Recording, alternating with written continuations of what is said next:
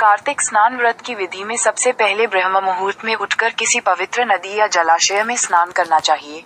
फिर भगवान विष्णु या तुलसी माता की पूजा करें, दीपदान करें और व्रत का संकल्प लें। इस दौरान साधक को सात्विक भोजन करना चाहिए, शरीर पर तेल नहीं लगाना चाहिए और दिन में तुलसी पर जल देकर शाम को घी का दीपक जलाना चाहिए। कार्तिक स्नान की विधि। 1. सूर्योदय से पूर्व स्नान।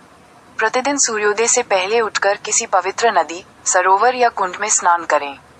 यदि संभव न हो तो घर पर ही शुद्ध जल से स्नान करें, जिसमें गंगाजल और तिल मिला हो। 2. तुलसी पूजा। स्नान के बाद तुलसी के पौधे की पूजा करें। तुलसी में जल अर्पित करें, परिक्रमा करें और शाम को घी का दीपक जलाएं। 3. व्रत संकल्प। स्नान करने के बाद भगवान विष्णु या तुलसी माता की पूजा करें। 4. दीपदान। जलाशय के पास दीपदान करना चाहिए, जिससे विष्णु लोक में स्थान मिलता है। 5. दान पुण्य।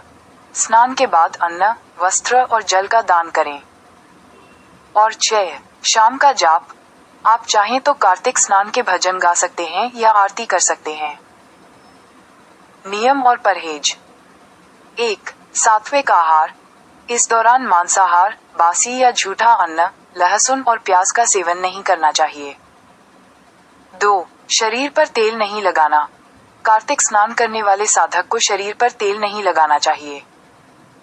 3. धार्मिक अनुष्ठान। प्रतिदिन स्नान के अलावा कार्तिक मास में तुलसी पूजा, कथा श्रवण और भजन कीर्तन भी कर सकते हैं।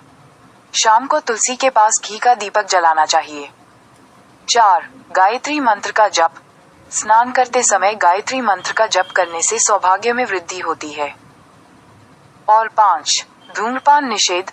कार्तिक मास में धूम्रपान से बचना चाहिए। महीने में सुबह कितने बजे नहाना चाहिए?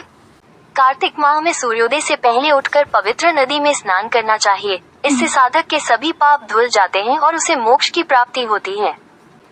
कार्तिक नहाने वाले को क्या क्या नहीं खाना चाहिए? कार्तिक माह में क्या न करें? सनातन धर्म में इस महीने में कुछ परहेज बताए गए हैं। कार्तिक स्नान करने वाले श्रद्धालुओं को इसका पालन भी करना चाहिए।